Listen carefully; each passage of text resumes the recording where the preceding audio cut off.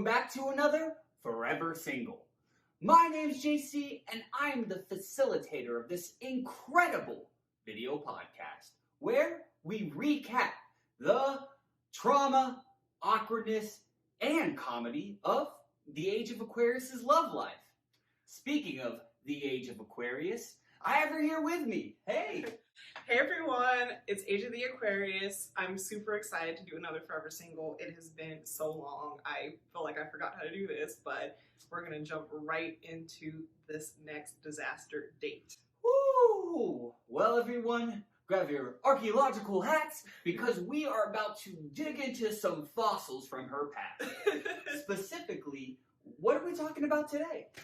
I actually have a treat for you guys. This is the story of my first online date. Woo! There's been 122, but this is the very first one, the catalyst to it all. I am so excited. Special edition of Forever Single, her first date.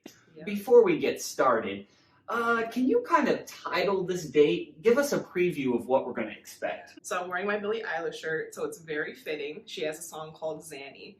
And, I'm inspired. So we're going to call this one, I Don't Need a Xanny to Feel Better. Oh, very, very different from mine, which is I Don't Need a Zaddy. So what are we going to call this suitor? We are going to call him Champagne Poppy. Not to be confused with Drake, but, he liked the champagne bottles. We'll just say that. We have to know what platform was the first platform that you used. Well, there are only 3 platforms. Ashley Madison, Plenty of Fish, and OkCupid. So I went for OkCupid. You know the theme, desperation. So I was like, let me try this out. I'm not meeting anyone in person. I'm probably 19 years old. So I'm like, let's get online. Ooh, you're like, I'm going to dive into it. 19 years old, a romantic yet to be jaded by life. Yeah. So, who messaged whom first? What went on? I don't even remember, but all I know is that I started communicating with Champagne Poppy. And because of the era, it was just very much, phone and text communication, and like you talk to someone and your friends on the phone forever. Like there's no DMs, there's no like back and forth messaging, it's more like phone communication. Ooh. So we exchanged a few messages on the app, and then we quickly went into phone calls almost every single day. Wait. So you quickly transcended into that. That's an incredibly intimate thing. What were you guys discussing?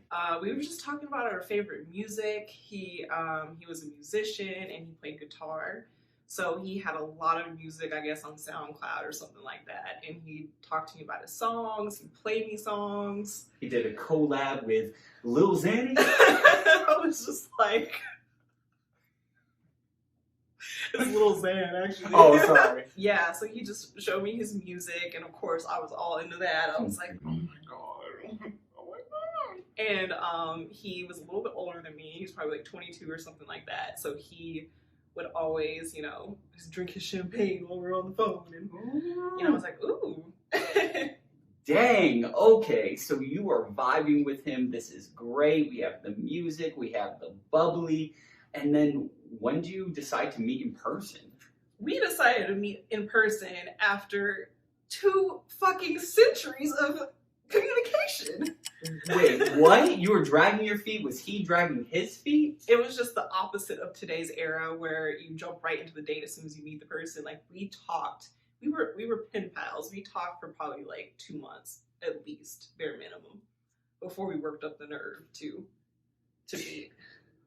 2 months? Yeah. When you were 19? Dang, that phone bill must have been insane.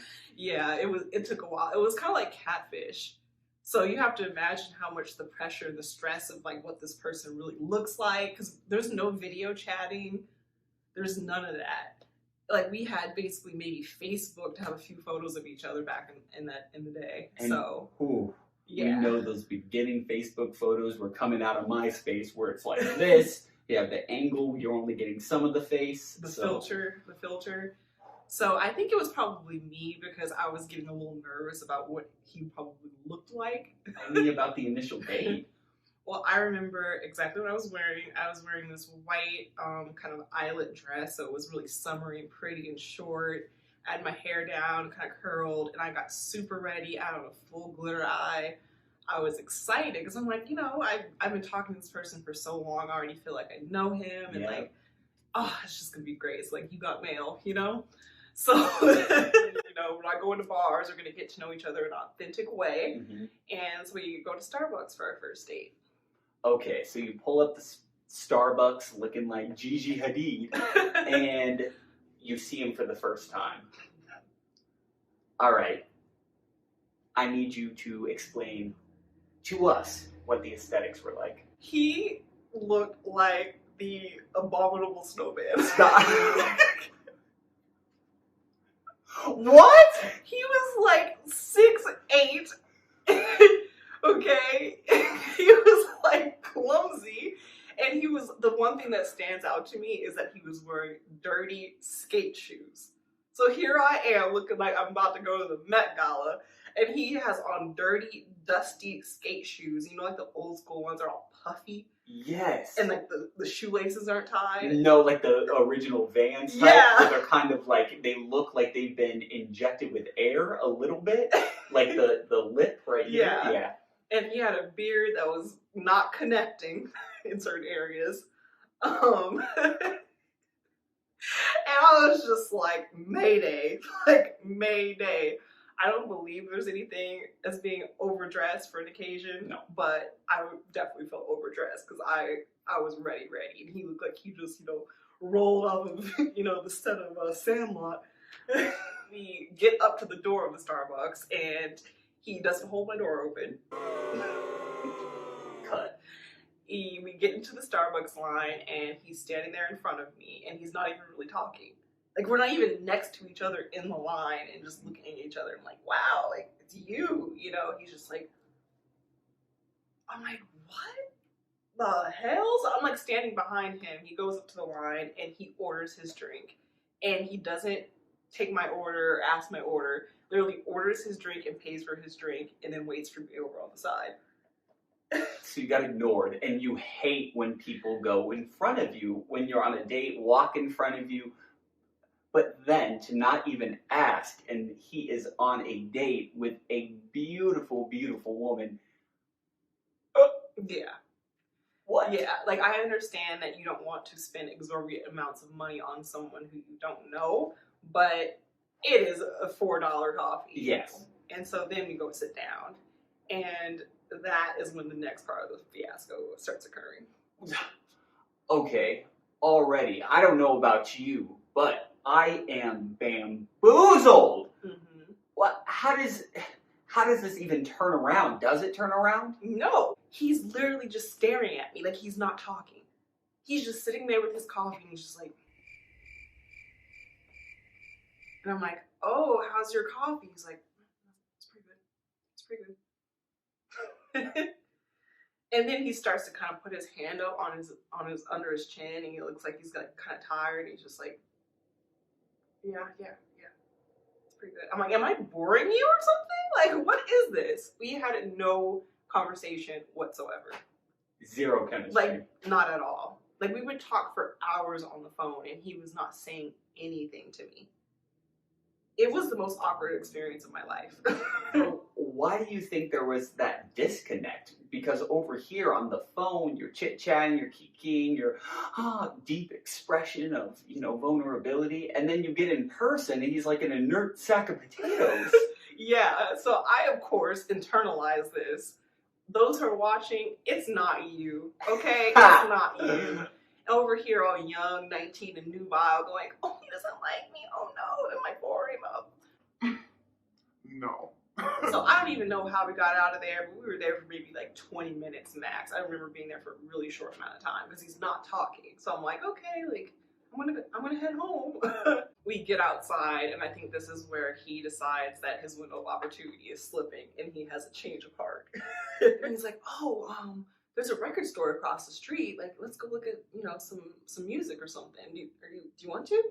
And I'm like, No, but yeah, because I'm like, okay, we're going into his territory. He's a musician. Maybe he'll just be more comfortable. He can show me some of the bands he likes. We can like walk around and get some space. Like it's just more of an engaging opportunity. So I'm like, okay. So we pull up to the record store, and I just remember him being a little bit nicer and just a little bit more talkative.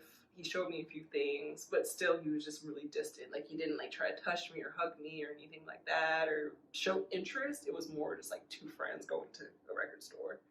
So I was just like, oh, okay. All right.